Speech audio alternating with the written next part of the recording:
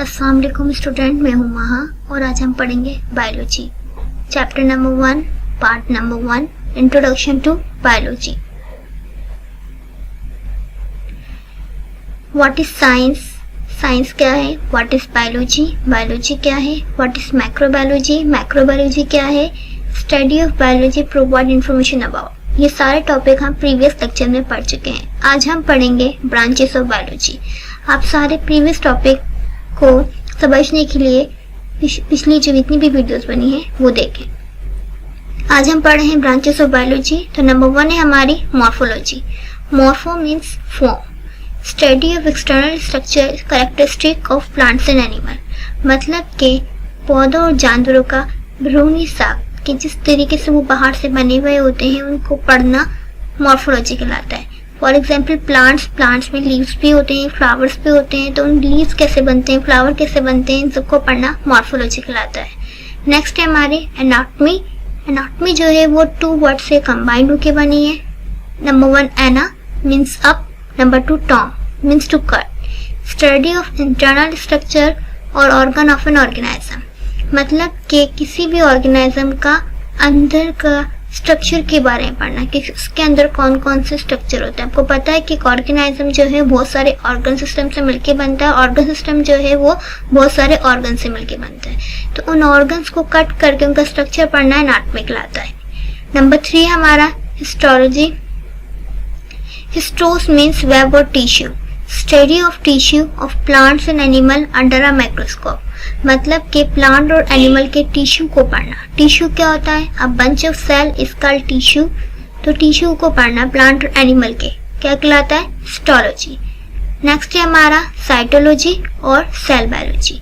काइटोस word cyto से निकला है।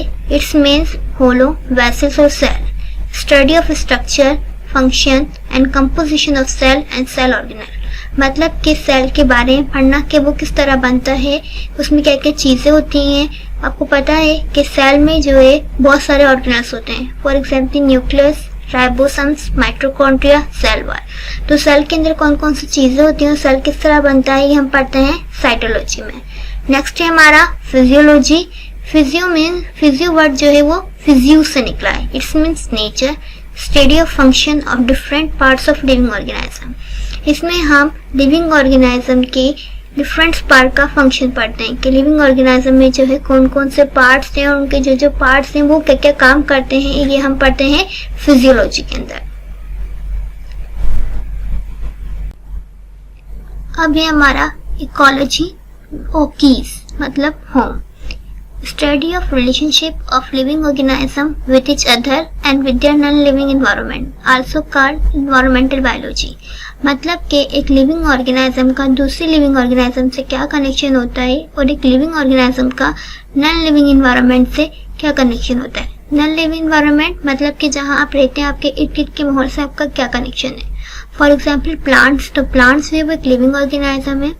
प्लांट्स क्या करते हैं? प्लांट्स जो है वो ऑक्सीजन जो है वो एक्सहेल करते हैं और कार्बन डाइऑक्साइड इनहेल करते हैं। तो ऑक्सीजन जो है वो हम इनहेल करते हैं तो ऑक्सीजन हमारे लिए इस तरह यूजफुल हो जाती है। इस तरह हमारे जो है प्लांट से रिलेशनशिप है। और नॉन लिविंग एनवायरनमेंट मतलब के एयर और वाटर, इनसे भी हमारा रिलेशनशिप है। तो इन दोनों का रिलेशनशिप हम किस में पढ़ते हैं? इकोलॉजी में पढ़ते हैं। नेक्स्ट है हमारा embryology. Embryo study of developmental changes after zygote formation up to an organism is formed, also called development biology। मतलब आपको पता है कि जब एक स्पर्म एग से मिलता है तो जाइगोट बनता है। तो जाइगोट बनने में कितनी स्टेजेस आती हैं, उसमें क्या क्या चेंजेस होती हैं कि एक ऑर्गेनिज्म जो है वो किस तरह डेवलपमेंट होता है, ये हम पढ़ते हैं एम्ब्रियोलॉजी में। इसलिए हम इसको डेवलपमेंट बायोलॉजी भी कहते हैं क्योंकि इसमें जाइगोट की डेवलपमेंट होती है। नेक्स्ट है हमारा टैक्सोनॉमी। टैक्सोनॉमी टॉक्सिस से निकला है और 2 वर्ड से मिलके बना है, टॉक्सिक्स और एक नोमिक्स। टॉक्सिस मतलब ग्रुपिंग, nomics means laws related to naming, study related to description, identification, classification and scientific naming of living organism according to their similarities and dissimilarities. मतलब कि एक ऑर्गेनिज्म की पहचान करना कि उसमें जो है क्या क्या चीजें सेम है और क्या चीजें अलग है। कि कौन सी चीज़ें जो एक ऑर्गेनिज्म को मिलाती हैं और कौन सी चीज़ें जो एक ऑर्गेनिज्म को अलग करती हैं, और उसको देखकर उनकी दर्जाबंदी करना और उनका एक साइंटिफिक नेम रखना। मतलब कि प्लांट्स को अलग ग्रुप में रखना, एनिमल्स को अलग ग्रुप में रखना, इंसेक्ट्स को अलग, बर्ड्स को अलग, इन सबको अलग अलग ग्रुप में रख के उनका अलग अलग नेम रखना। और ये सारे नेम और सारे क्लास हम किसमें पढ़ते हैं? टैक्सोनॉमी में पढ़ते हैं। नेक्स्ट है हमारा genetics, genesis, origin, study of genes, genetic variation and heredity in organism. जैसे कि हम जानते हैं कि क्रोमोसोम्स होता है, उसमें जीन्स होता है, तो वो जीन्स जो है वो किस तरीके से बदलता है, उसमें क्या क्या चेंजेस आते हैं, हम पढ़ते हैं जेनेटिक्स में। Palaeontology, palaeos means ancient, odos means being organism, मतलब कि एंशिएंट ऑर्गेनिज्म के बारे में पढ़ना। Study of fossils further divided into, मतलब कि जो डेड ऑर्गेनिज्म में जो मर चुके हैं उनके बारे में पढ़ना पैलियोंटोलॉजी कहलाता है। पैलियोंटोलॉजी को 2 हिस्सों में डिवाइड किया गया है, पैलियोबॉटनी, पैलियोजोलॉजी। पैलियोबॉटनी में हम प्लांट्स फॉसिल्स के बारे में पढ़ते हैं, पैलियोजोलॉजी में हम एनिमल फॉसिल्स के बारे में पढ़ते हैं।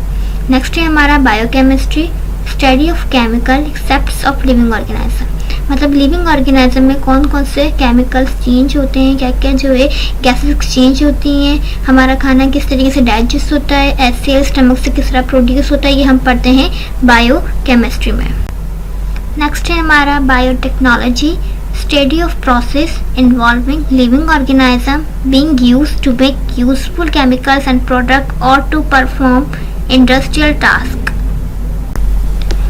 मतलब कि लिविंग ऑर्गेनिज्म को इस्तेमाल करते हुए एक ऐसी चीज़ बनाना जो यूजफुल प्रोडक्ट हो, एक ऑर्गेनिज्म के लिए भी और इंडस्ट्रीज के लिए भी। फॉर एग्जांपल बैक्टीरिया, बैक्टीरिया एक लिविंग ऑर्गेनिज्म है और उससे इंसुलिन बनती है जो लोगों को मदद करती है डायबिटीज़ में। Biology and it's link with other science, मतलब कि बायोलॉजी का साइंस की अदर ब्रांचेस से क्या लिंक है। नंबर 1 है biochemistry, study of chemical and psychochemical process and substances that occur within living organism, मतलब कि इंसान की बॉडी, उसकी बॉडी के अंदर जो केमिकल एक्सचेंज हो रहे होते हैं उसका लिविंग ऑर्गेनिज्म से क्या ताल्लुक होता है, ये हम पढ़ते हैं बायोकेमिस्ट्री में। Biophysics, study of science of the application of the law of physics to biological phenomena, मतलब कि जो फिजिक्स के लॉज होते हैं वो एक जानदार की ज़िंदगी पे किस तरह अप्लाई होते हैं, इसके बारे में पढ़ने को हम बायोफिजिक्स कहते हैं।